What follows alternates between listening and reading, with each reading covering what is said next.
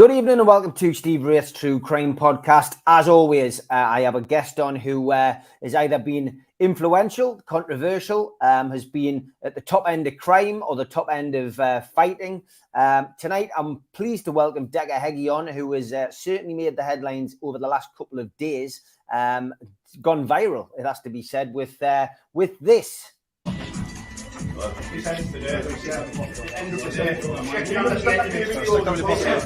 This is the fucking end of it. I'm sick to fucking death. Right? Boys.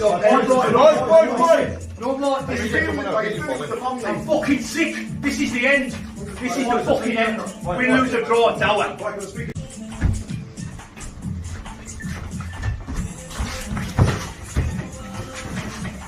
Take it off, boys. Break.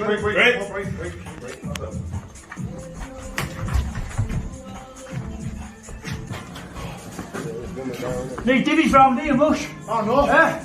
Where you fucking gone? Get in back in there. There's no argument. That's it. Stop. Get in back in there. The fuck up, you. Oh, Danny. Have some respect for the family, man. I apologise. You have some respect for mine. Well, Is it done? Well, come here. Is it done? Me and you talk. Yes or no? Is it done? Is it done from your side? Yes. My side, yes. Well done, boys. Going home. Well done.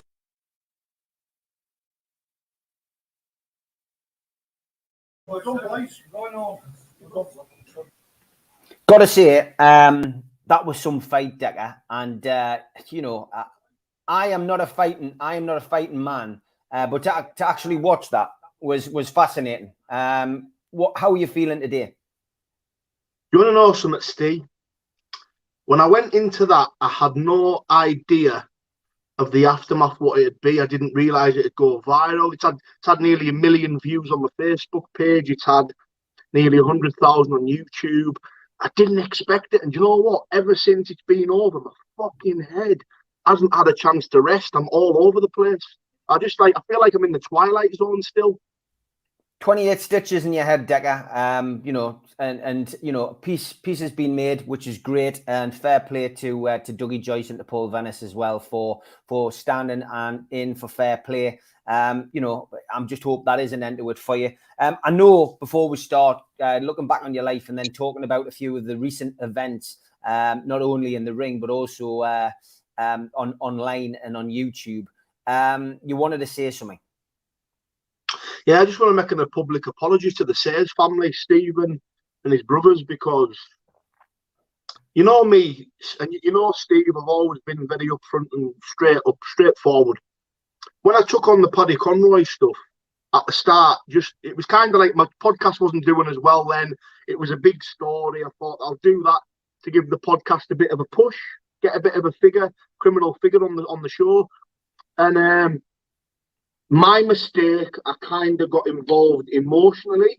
So instead of trying to stay neutral, I kind of got dragged into it emotionally. So in a way, I started taking Paddy's side. And to be honest with you, mate, I want to apologise to the Sayers family because I was totally wrong. I think that will certainly go a long way.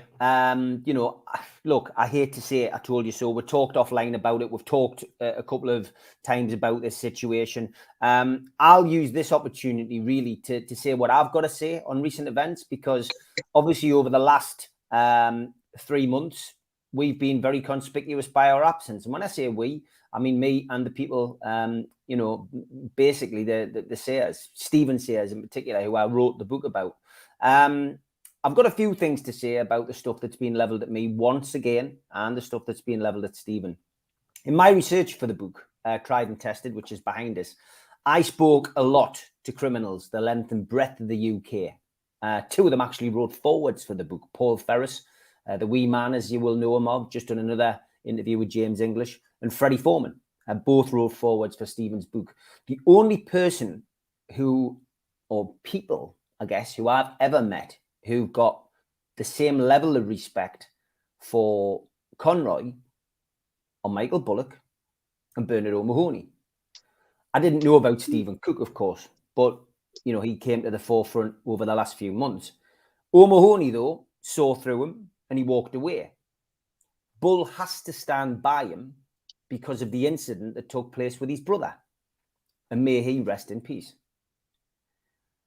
The nickname Shitey, which has been used on numerous videos over the last few months, that came up a lot when I spoke to people from the West End of Newcastle.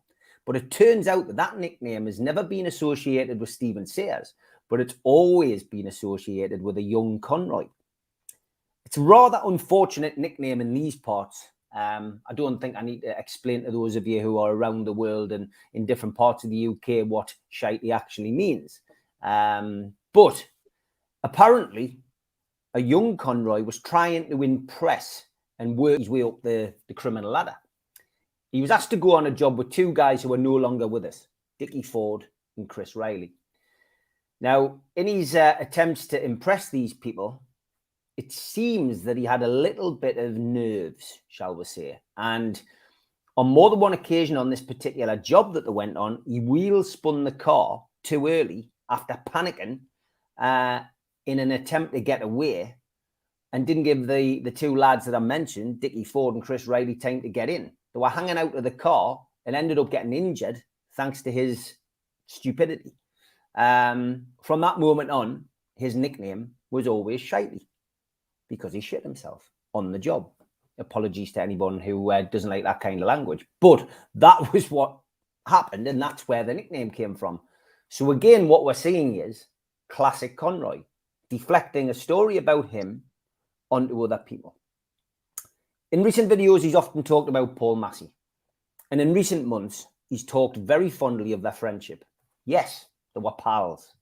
We know that. I saw them both in Tiger together one night. I often wonder, though, now, what the friendship would be like if Paul was still alive. And what Paul would have thought if he had witnessed Paddy Conroy making a 5-page statement against Stephen Sayers. I think I know the answer, and I think you know the answer at home watching. And I dare say, if you took a trip down to Salford, many would tell you if you asked them that question. He would have had absolutely nothing to do with Conroy after that. What's happened over the last few months, I feel, is quite sad. I think jealousy's eaten the man's brain away. What we've actually watched is an old man having a mental breakdown in a shed surrounded by cockerels and rats, doing shop runs in cars for his alcoholic partner, whilst he laughs openly about homophobia and tries to slander as many people as possible, linking them to sexual perversions and grassing. He's also, on more than one occasion, attempted to sweet grass people. I believe that's the term which is used in the criminal fraternity. Not being a criminal myself, but obviously somebody who's written lots of books, it's certainly a term that I've come across. And I don't really think that's going to go down well within the criminal fraternity. Stephen, on more than one occasion, has offered to fight both Conroy and Bullock together and would still happily do that to put all of this stupidness to rest. But this week, after speaking to him, and bearing in mind we've said nothing over the last few weeks or months, he's actually offered to pay for Terry Mullins, who's the top polygraph man in the UK, who Conroy did his original lie detector test with, and who Stephen did his lie detector test with in Essex a few months ago. He's actually offered to pay Terry, I've confirmed it, for him to travel up to Conroy's shed and ask 3 simple questions. The questions are as follows. Was Keith Felton your police handler? Have you ever been an agent for NCIS or any other police organisations? And thirdly, have you ever given police or used a third party to give police any incriminating evidence against the Sayers family in your entire life? I've had those questions checked out by Terry, and those are fine. The video the other day as well from Cookie was quite enlightening, where he admitted that Conroy had attempted to get him to give a false statement against the Sayers. Make of that what you will. Now, I've got a guest and I want to get onto him, but what I would like to say is, if there's anybody out there who's got contact with Davy Glover, to get in touch with Decca and encourage him to appear on Decca's show, because he'll have some great stories, and I'm sure he'll be very open about Keith Felton and who he had on his books, which should open people's eyes to the real truth. Don't forget, this all stems back to 1995, when Conroy claimed that he had discs and information on the Sayers. 26 years later, still no discs, still no information, still no proof. Why? Because they never existed. Decca, sorry to take up your podcast with that. And, you know, as I say, from my perspective, it needs to be said. And I've got a guest who will come on at a little bit later, just to give us a little bit of an insight into something that's going on with a podcast that he's put out recently. But I'll bring him in towards the end of the show. Let's get back to your life story, and we'll come back to Conroy, I'm sure, at the end. Can I say something, Steve? That see, everything you were speaking about there, it's all fucking sick. I don't understand any of this. I mean, I've never been a gangster, don't claim to be a gangster. I don't even know the full story of the Conroys and the Sayers and anything like that. I had massive respect for Paddy. I'm still, and I'm being honest, Steve, I'm still confused to why he's turned on me. I don't know why. I mean, I've built a great friendship with Cookie. I think he's a fucking good guy. He made a mistake. He paid the price. He served his time. And I think he's reformed, and he openly regrets it, and he's trying to move on with his life. I've built a good friendship with the guy, but I don't know. I mean, and you're not on Paddy's side, Steve, but you openly admit, did me or Cookie ever slag him off? No, definitely not. I watched all of the stuff that you did. I found them very interesting. I had no qualms because I've got nothing to hide about coming onto your show, doing what I did. People said it was like going into the lion's den. I didn't feel like that at all because I've got nothing to hide. I'm telling the truth, and I'm just an author. I'm an author, I'm an actor, I'm a writer, I'm a producer. I'm somebody who is very interested in the world of true crime.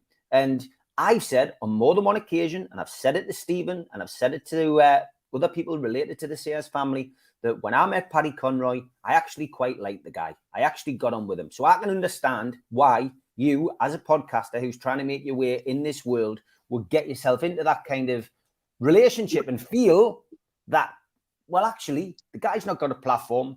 He could be telling the truth. But unfortunately, it took a few months, but I predicted that it would go this way, and that's what's happened. And it's sad and it's unfortunate, and nobody likes to see anybody having a mental breakdown online. But I feel there's a bigger picture to all of this. I think there's a lot of mischief going on from different quarters, and it's not my game. It's not what I came into this for. I prefer to talk about football on my podcast, and that's generally what I do. I do like to interview people with an interesting story, and ultimately, that's why I've asked you to come on. So let's go back to the beginning. Where were you born, Decca? I was born, Steve, in Carlisle, Cumbria, in 1983. 37 now, in the prime of my life, I hope. And you know what? I had a really good upbringing, good parents. I just felt like a bit of a black sheep. I was always the black sheep of the family. I was always getting up to mischief. I was always getting into fights and stuff and causing trouble at school.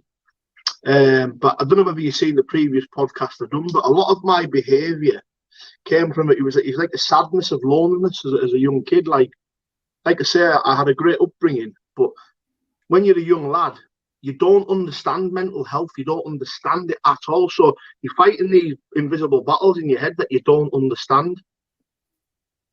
Yeah, no, I can understand that. What were you like at school? Mischievous, like, for example, like the teachers would turn their back and I'd like chuck pencils at the blackboard and, you know, just up, like, nothing serious, just always up to no good. But I was actually the head teacher's favourite. So if he ever sent me to the head teacher, he'd always let me talk about football because I was actually a really good footballer when I was a young lad. I mean, did you have any ambitions to be a footballer or get involved in other types of sport? I had my ambition. Do you want to know? So it's crazy because I always used to say, but I wanted to be the governor. I wanted to be a governor, like, because I used to watch Lenny McLean as a little kid. But I always wanted to be either in the army or be a bodyguard. And I mean, what happened when you left school? Did you leave with good qualifications? No, I went to, I actually did my work experience in the army.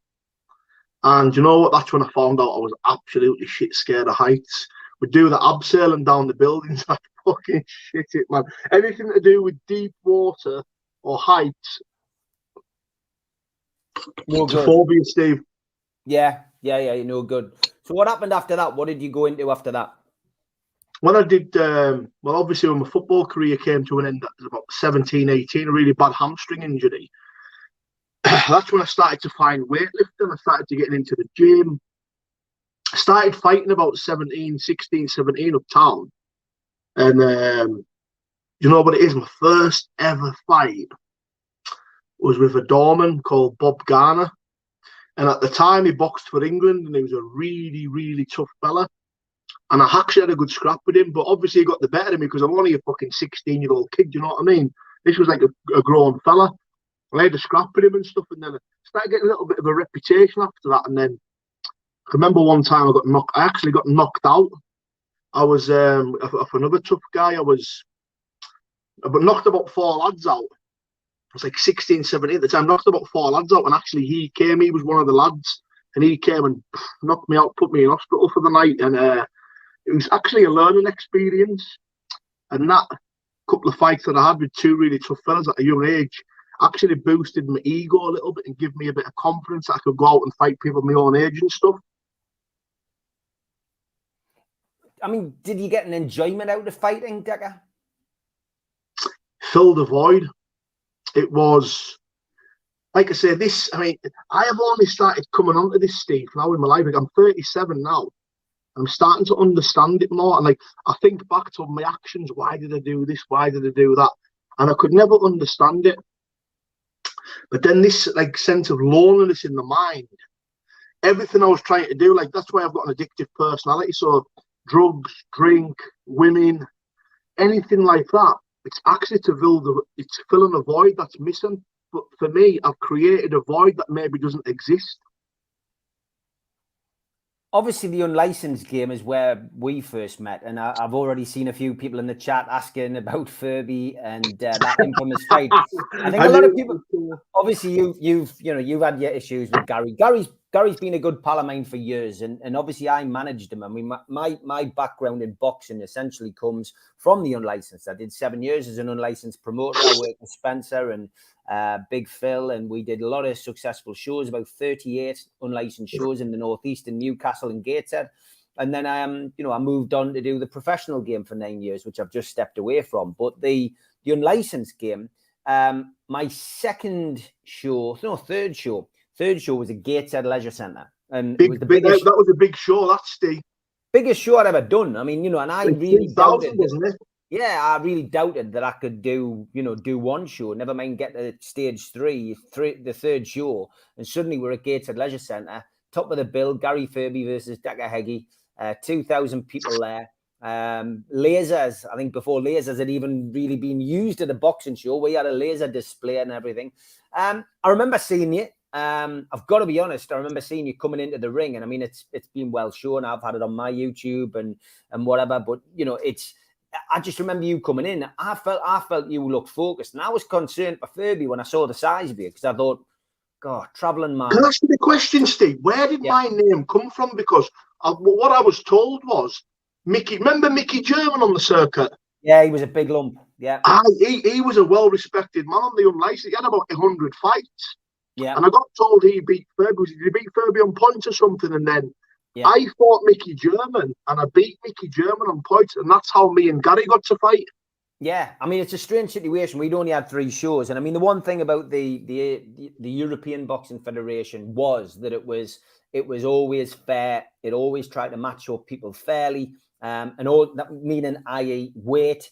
There was no big weight difference, and experience as well. If somebody came in with a pro record and somebody came in with amateur, but on this occasion, obviously Gary had 5 pro fights off the top of my head, I think. He'd obviously been away as well. I think he'd done a little stretch as well. But he was always a good fighter. I love Gary to bits. Great fighter. I took him to London.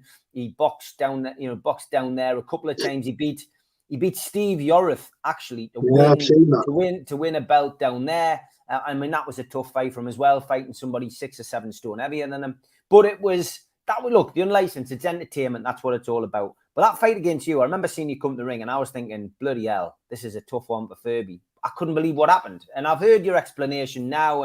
But I mean, what's the crack with you and Furby? I mean, you're both fighting men. He's a good lad. You're a good lad, obviously. Steve, I've never ever had any problem in my life with Gary Furby. I only knew who he was when he beat me in 2007 or 6 or whatever it was. There's never been a problem. There never was a problem. I mean, I've never sat down with the guy and actually had a conversation with him. We'd probably get on. There's never been a problem. The only problem stemmed was when my book came out. The prize fighter came out in 2016. And then all of a sudden this fight arose, because obviously people were calling me the governor, and I think that's where the problem arose, because people maybe got the backup about it, which I understand in a way. But Gary beat me when I was a 22-year-old kid, man. I was a 2-fight novice. I'd never been to a boxing club in my life. And I actually had 2 lines of cocaine before I got in the ring. That's maybe why I look focused. But take nothing away, he's a fucking hard bloke.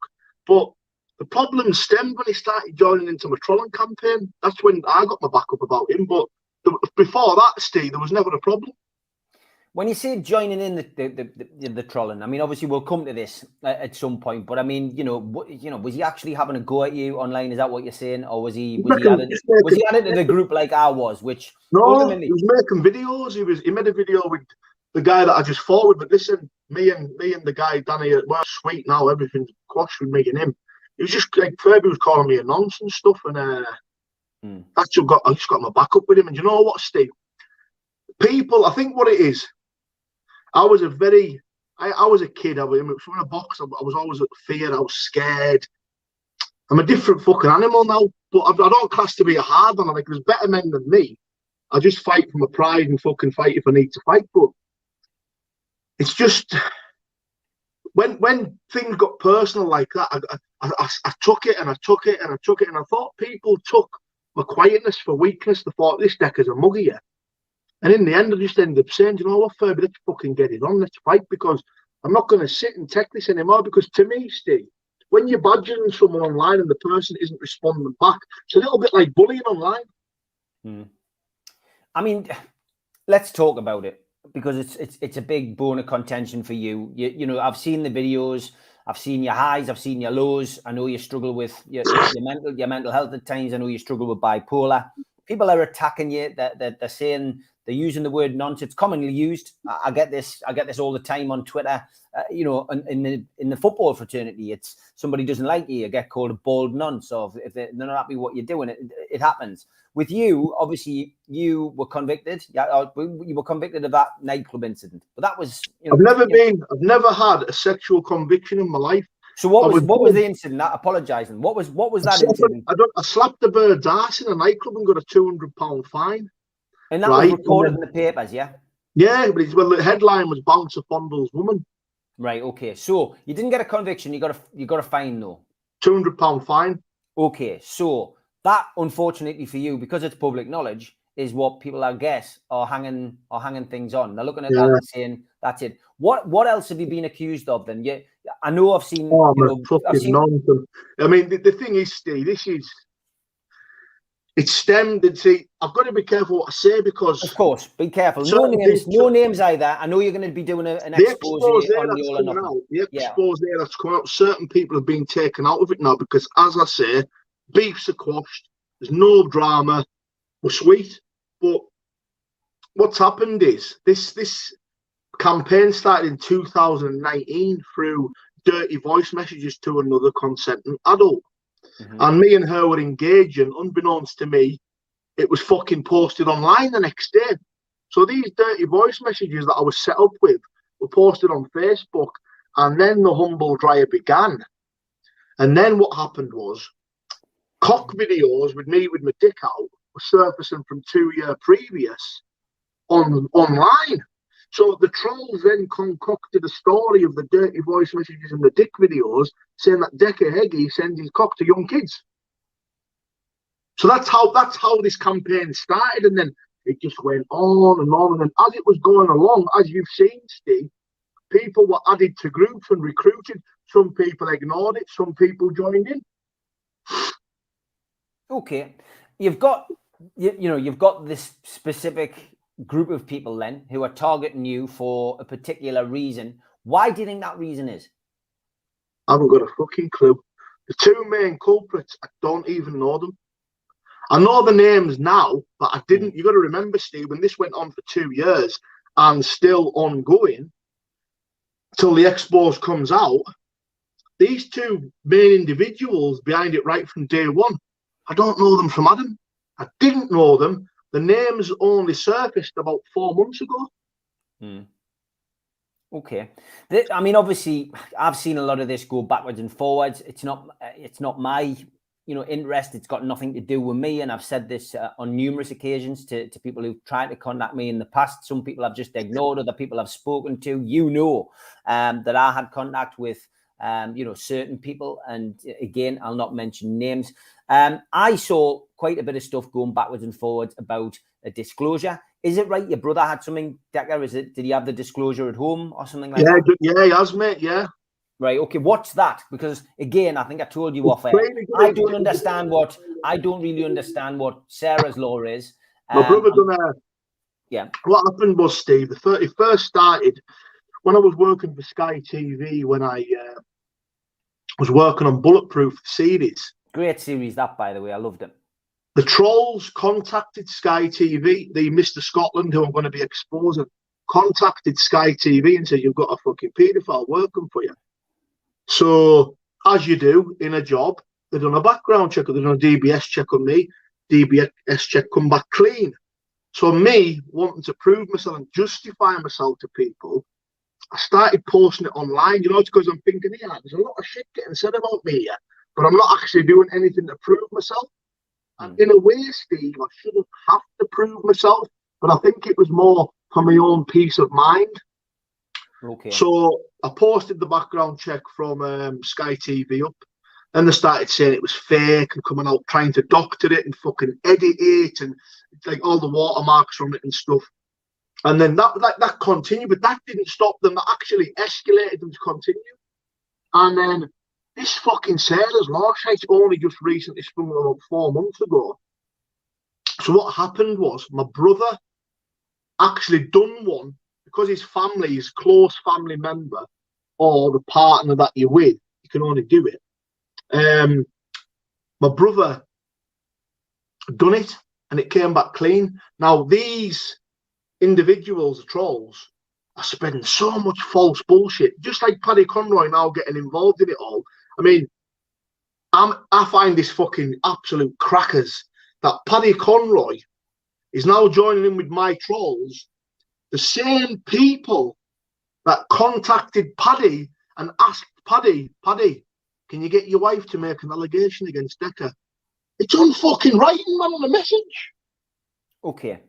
Right, so let me get this right. And again, forgive me if I make mistakes because it's not something which I understand 100%. So the non-disclosure, is it non-disclosure your brother's got? Yeah. I don't know. He's just done a check on me, Steve. Right. It's came back clean. And that's come back clean. Okay, I know because I'm a governor at a school. Yeah, I have to have a DBS check every year to make sure that I can go into the school and take my role as a governor.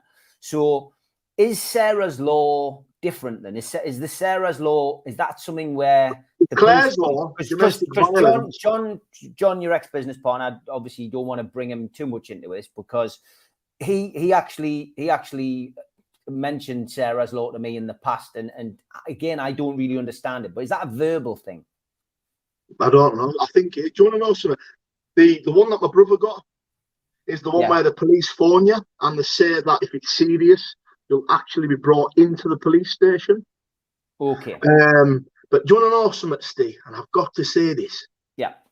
It's so easy to tarnish someone with something. So if I go online tonight and call a public figure a nonce, does that mean he has to go and do a background check and prove to the world that he's not? Well, this is it. I mean, look, I've had more stuff thrown at me by Conroy. All lies, all laughable, really. It's a good job I've got a good sense of humour. All homophobic, stuff which he's thrown at me as well. However, he had a huge case, which of course we all know about. He made a 5-page statement against Stephen Sayers, which again we all know about. But does that mean, as you say, I should be asking him to get a background check done? That's where we're at, isn't it?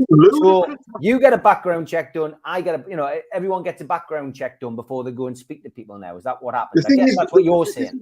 Well, the problem is, Steve, why do I have to justify myself? Why do I have to justify myself to people? Right? Because it's ludicrous. Because you've got to remember, most of these people asking for checks are hiding behind the keyboard on social media. But not only that, now Mr. John. Now, I have my ex-business partner. I actually have, who now will be making a cameo. I have voice messages, a voice conversation from me and John 1 week ago. 1 week ago, of John apologising to me for everything that he said. He says, "We're like brothers, Decca. I apologise. Me and my missus have been watching your videos. We're thinking you're holding yourself really well, etc., etc." And now all of a sudden, and this is what's happened. This is where the breakdown. I am dealing with fucking lunatics, Steve. Because John, this is the crack. I'm business partners with John. Do you understand this, Steve? When you suffer trauma in your life, do you want to speak about it every day? Well, no, you don't. Well, the trauma I went through, the Trollins caused me fucking trauma. I had a mental breakdown, seeing a psychiatrist. I got put on medication. And when I was partners with John in the podcast, he would talk about it every fucking day. And I'm like, John, this negativity is not good for me. You've got to stop speaking about it. And he wouldn't. And I just told him to fuck off and do one. We had a big argument. Then he left the podcast. Then a couple of months later, after me bringing him into my family home, after me showing him background checks, after him meeting all my family and speaking about how it affected my mother and father, he then makes admin on his criminal underworld page the two main trolls that I'm going to be exposing. John, my ex-business partner, makes the two main trolls admin on his criminal underworld page and joins in the campaign to bring me down. So this went on for quite a while. I don't know whether you've seen the video on the podcast. They're recruiting to bring me down. All or Nothing podcast. Get yourself over there, subscribe. So I've done that. Put the recruiting video out, showed everybody what John was doing. So then John contacts me and says, "Listen, I want to sort this out, Decca. I want to apologise. Can we just fucking wipe the slate clean?" And I even said to John last week, says, "John, if you want, I'll see Axel. We might get you back filming on the podcast with us. Hopefully start building the bridges." And you're going to hear this because this is the conversation we had. And then I told John, I said, "John, I don't want to speak about all the trolls. We don't need to speak to each other every day. Just text every now and again." And over 2 days, you tried to ring me about 10 times. Yeah. And I ignored him, Steve. I ignored the calls because I was quite busy with the podcast stuff. So because I've ignored the calls, he's now then jumped ship again and fucking joined in with the trolls. But not only joined in with the trolls, he's now teamed up on Paddy Conroy, the man that he fucked over. Okay. Can't make it up. Like I said, look, it's a tangled web. As you know, I've spoken to John, over the course of time. He has just sent a question. I'm going to ask you this. It's up to you whether you answer it or not. It's not a bad one, I don't think. It's a simple yes or no. But it says, since John emailed you, he says... so he's watching the show. Hello, John. Yeah, he's watching it. He says, since I emailed you, the Detective Sergeant McNally from... the Management of Sexual Offenders Prevention and Intervention Team on the 1st of November this year. It says, after you asked him to come back and film, have you made contact with DS to refute the details disclosed? That's his question. Have I made contact with who? A guy who he sent you the details for, Detective Sergeant McNally. He says they emailed you that on the 1st of November. No contact's being made with me about any detective. Okay. Well, there you are. That's your answer. To be honest with you, Steve, I'm finding this a little bit strange because I've had no email from anybody, but not just that. Yeah. All this stuff he's saying, why would he then come back to me last week and befriend me and want to start making contact and apologise to me. I don't get it. I mean, look, is there a way back for you and John, do you think, at any point? Never. Not that I don't. I mean, no. I don't trust the fella. I mean, this kind of shit here. I kind of knew he would probably fire in questions, but I'm not here to answer questions on John. Yeah, what I am that's going to fair say, enough. John, and John's watching this. Yeah. Is John? Why did you contact me last week, befriend me, wish me well, say that I'm doing a good job with the podcast, and then because I've ignored you, you fucked off again and started targeting me again? And I don't understand it, because me and John had our differences. We had a few arguments and stuff, but when I bring someone into my home, Steve, like in your family home, that's an important thing to me. That's a step of a good friendship. Do you know what I mean? Mm-hmm. And it's just I don't understand what the fuck's happened. He's been infiltrated by these trolls. He's had his head fucking pounded and messed with. I know John obviously suffers mental health, but I won't discuss that on here. We've spoke about it, and I can understand how people sometimes are easily manipulated by trolls. Mm-hmm. But I'm confused about his whole involvement, why he's got involved with them. I don't get it. Yeah. Look, it's something. I've said this to you. I've said it to John. I'd be more than happy to sit with both of you, and it doesn't have to be on a podcast for me. I'd quite happily sit with both of you and try and get it sorted out. But if you wanted to do something, look, it's worth thinking about. Don't want an answer now. Mm-hmm. Both of you, I think it's worth thinking about and just talking about it. I quite happily came on with Cookie, and I had no issue with doing that. I just think, ultimately, for you and for your mental health, Decca, and this is me speaking to you as man to man, I just think maybe he's coming out and just, trying to work out a way where this could all just go away. I know your exposure is going to help. Steve, I think it's going to help you. It's never going to go away. Why is it never going to go away? Why can it never go away? The only time it'll go away is if these two main culprits that are involved in it are brought to justice. It's the only way. Because these are the two main people that are recruiting people that are spreading this fucking smear campaign. And I mean, Paddy Conroy's the one to talk about smear campaigns because he's been fucking twining for years. That he's been smeared all over, and he's fucking joining one. A lot of people saying, get John on, get John on, get John on. I am seeing the messages. There's too many, obviously, to catch up. You know what the script is when we do these chats. It's very, very difficult. Look, it's worth having a conversation. I think Decca and John can both speak very well. I know they're both very capable of doing it. It's something which we can at least try at some point. Maybe in the future, we'll see whether they're up for it. The thing is, John's got no reason to be involved in this. Yeah, not whatsoever. And his manipulating ways can't manipulate me, but his manipulating ways, playing people off and pretending to be friends with people. Right? Because you're fucking off with Paddy Conroy filling his head full of shit, and you come up to Steve Wraith to ask Steve Wraith questions. You're off your fucking rocker, man. I mean, people need to see through this manipulative, narcissistic behaviour. Playing victim. When my family are the fucking victims and myself. I'm gonna bring my mate in who I mentioned earlier, Barry. Barry's just going to give us a little bit of information on what Conroy was saying on one of his podcasts the other day. And I am interested in this, Barry, because thanks for reaching out. Just with regards to Paddy saying that he teamed up with somebody, can you give us a little bit more information about this, Barry? Right. I just want to make one point from the beginning. My family was quite notorious in Felon and in Gateshead, along with Big Billy, etc. Big Billy Robertson, Steve the Hammer. Course, yeah. Same time. I was abused during that time. My father wasn't there because he was too inflicted to deal with the gangster kind of land. Yeah. So as you get older, you know what's right from wrong. I got involved with child sex offences groups. Yeah. And worked with them for many years. What I would like to say to Decca is, one, Decca, you've got no investigations out on you at all, one bit. Clarify that. Proof documentation.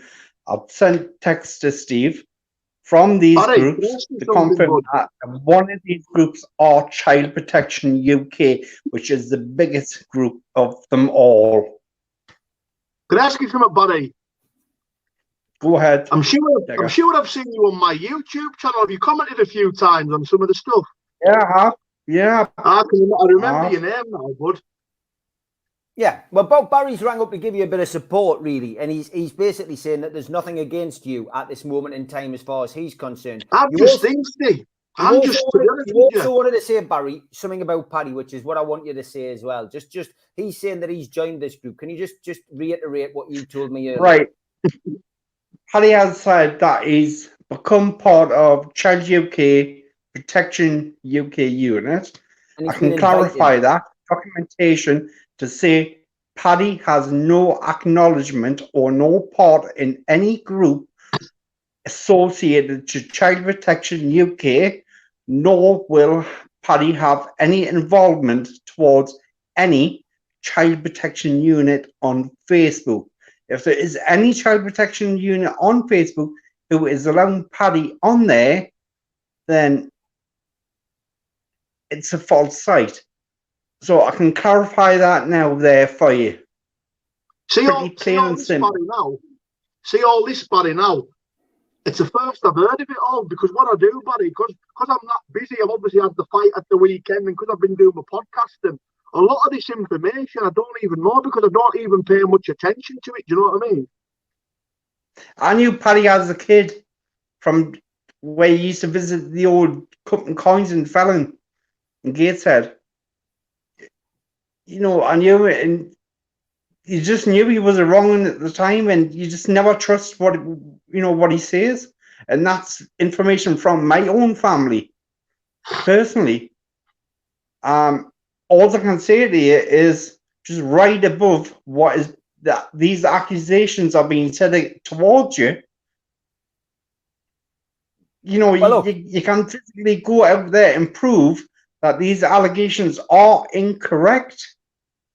Barry, I think you've been very good to come forward and actually give, this, because you are involved in this particular industry, and you're somebody who clamps down on this kind of thing, and I'm sure you would not put your reputation on the line to sit on a podcast if you believe that Decca Heggie was in any way, shape, or form. It's fucking unbelievable, man. So Do you want to know something, Steve?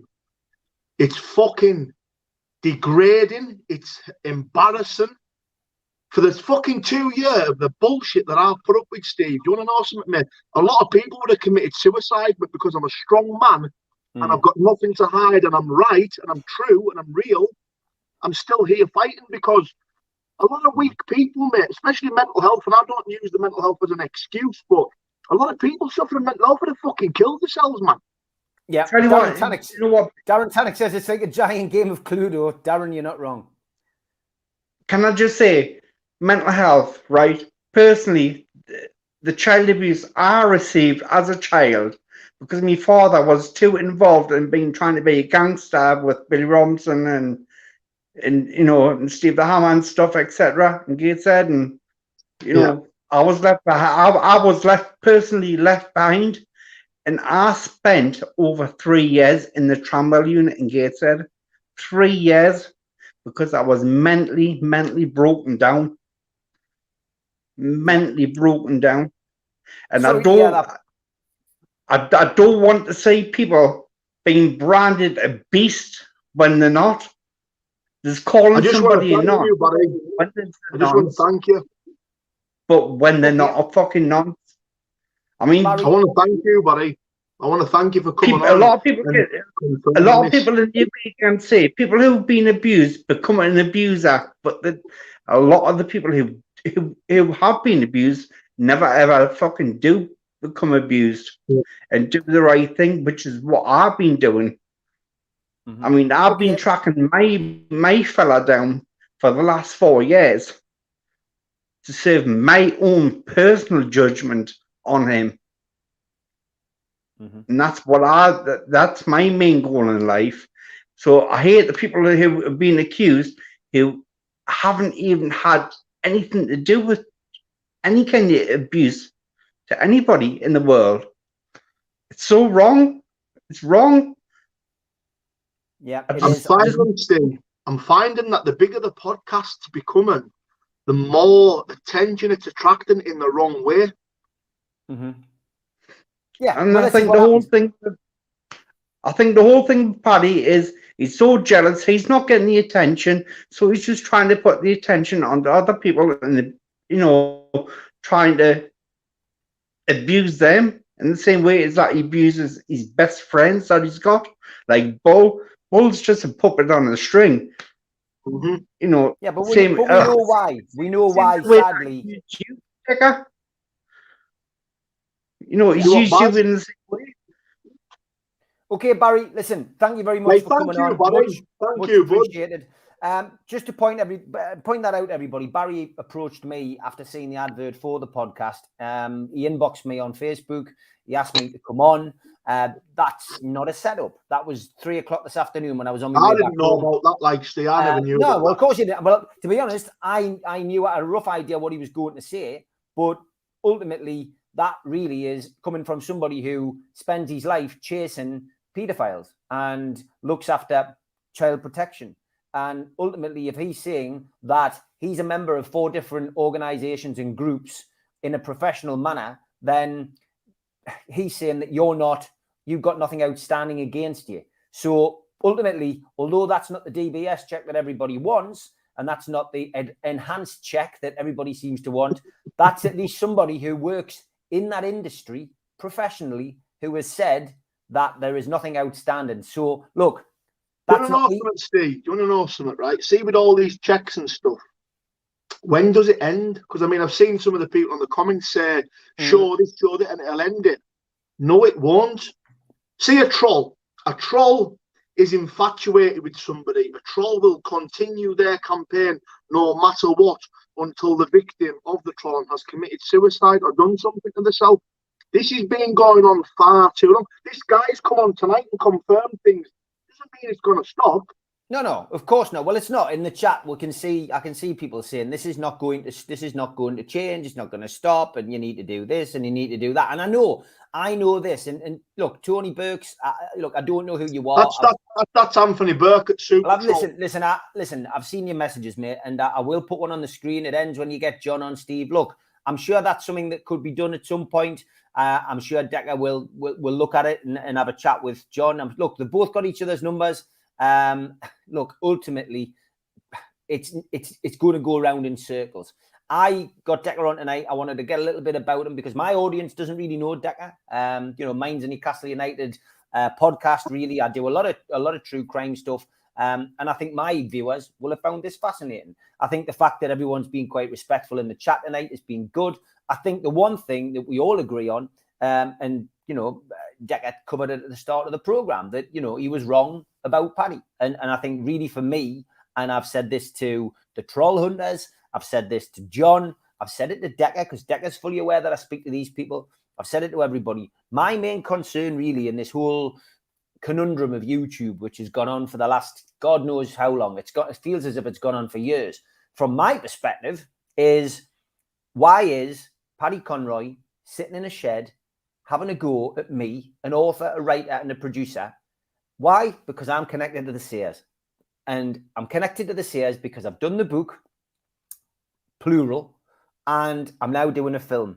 He's quite jealous of the situation that we're getting on with stuff and we're doing stuff. Why is he jealous? Because his whole scheme of doing the books, etc., when the Seers were in prison and he was calling them this and calling them that on TV, he's really jealous that we've managed to turn things around and be positive. The Seers have walked away from crime. They're not doing anything illegal. And he's got nothing. He's sitting in his shed, talking garbage, smoking God knows what.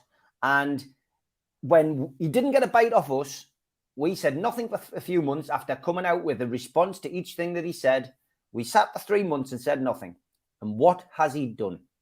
He's turned now his attention onto Decca.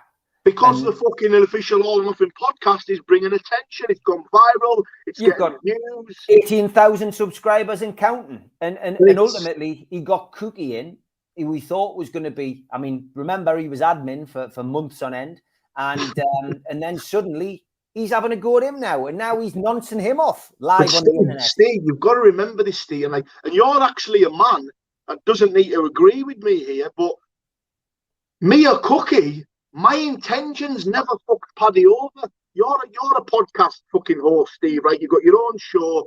Yep. So what our job to do is get two sides of a story, bring people on, interview people. That's all I was doing. Just because Paddy Conroy doesn't like Joe Bloggs doesn't mean I'm not going to get Joe Bloggs on. I still had commitment to Paddy. I was still friends with Paddy. But because I brought Steve Cook on, he hasn't realised that we weren't going against him. We were having his back. I was fucking arguing with you, Steve, which I apologise wholly on as well. Me and you had a bit of an argument, and I actually apologise for calling your names. You know what I mean? Yeah. I think ultimately it's always going to happen. And I've seen it, and I'm not going to go on about other people, but there's been other people up and down the country, London, Scotland, you know, you name it. YouTubers have started falling out with each other because it suits a narrative. It gets them hits. It gets them extra subscriptions. People like a bit of beef. And during the whole lockdown period, people had nothing else to watch. TV's garbage now. TV's full of reality programs. It's full of quizzes, and it's full of repeats. There's very little on there. The odd good drama, you know, is on TV, but it's easy TV. And that's why people have turned to YouTube. And to keep relevant and to keep the interest going, these beefs, some of them have been contrived and organised. Some of them have been genuine. And yours, you couldn't get more genuine than the person I'm sitting and looking at tonight with a face like that. Do you know what I mean? Smashed up. And I saw Danny's interview a couple of days later, and fair play to him, you know. He come out and he said it all over. And I'm actually, although I wouldn't have had to go through what you've been through, I personally felt, you know, wow, you know, fair play to the pair of you. That was a proper straightener. I wish Conroy would turn up and do that with Stephen in the same way. He's been offered many a time. Isn't it crazy, Steve? Isn't it crazy, right? And people don't understand this. Isn't it crazy? Because listen, me and Dan fucking hated each other, right? And that wasn't an act. As you see in the video, there was fucking no love lost at all. Now, isn't it crazy how two men that hate each other can create something special in that fight? That fight has gone viral from two men that hated each other. And I never ever thought in my life me and Dan would shake hands. Doesn't mean we're friends, but we respect each other as fighting men. That handshake is because I respect him as a fighting man. Yeah, I really understand that. I will bring this up because, as you know, Brian Cockrell, the tax man, as he's called affectionately, again, somebody else who was added into that particular group, which I know you probably will feature on your thing. But I've seen you having to go backwards and forwards with Brian. I mean, is that all sorted now? Brian's not really. Listen, Brian. There's a lot of shit stirrers on these comments, Steve. You probably get it on your own channel. A lot of people got. I mean, listen, I've had words with Brian. You know, have you seen my videos? Okay. Yeah. Brian's not part of any expose because Brian's not even in.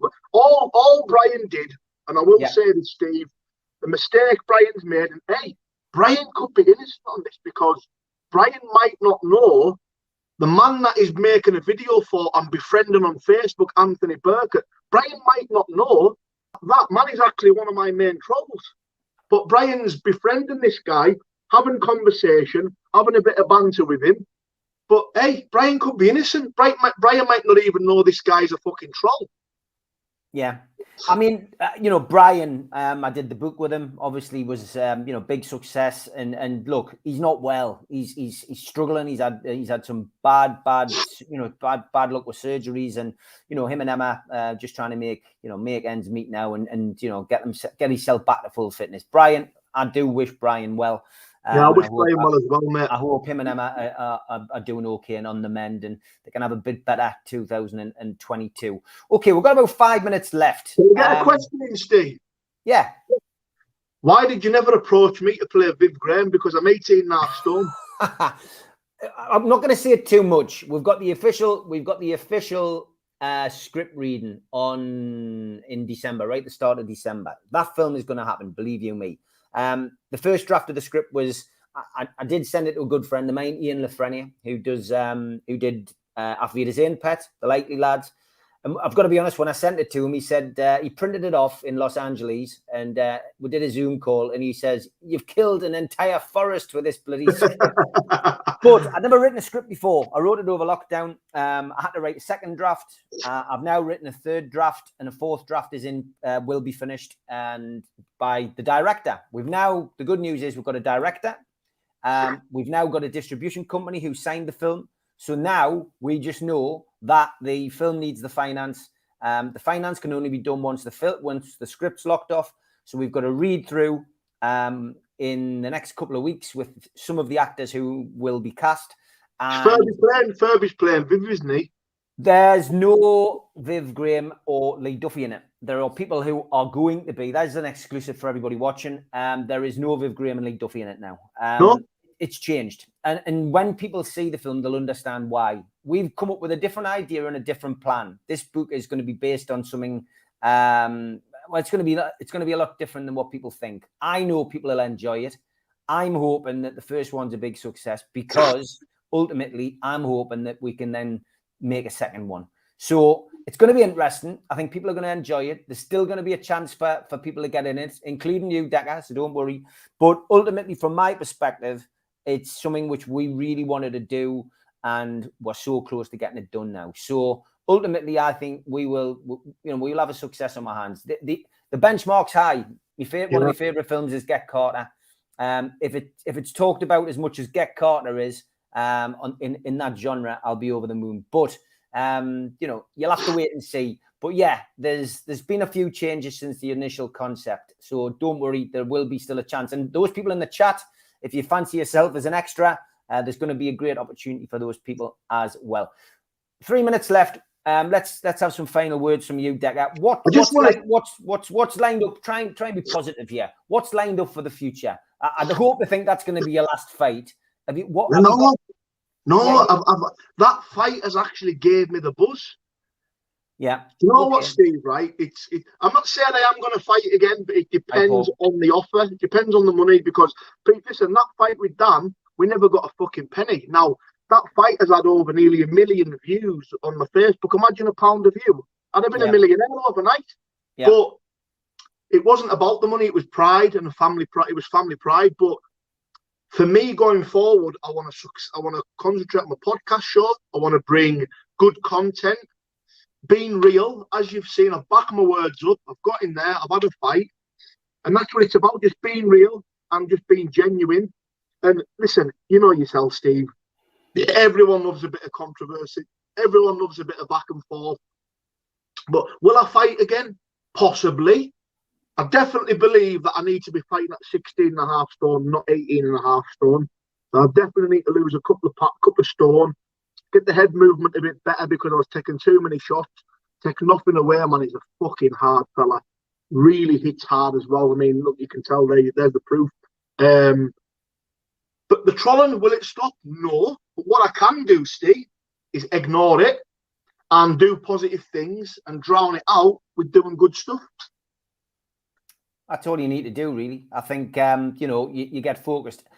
You've answered every question. And there has been that one from John. You know, you've answered some of the people in the chat. I don't think we need to really cover anything else. You know what, Steve? All right, I'm confused with this, because I don't hate John.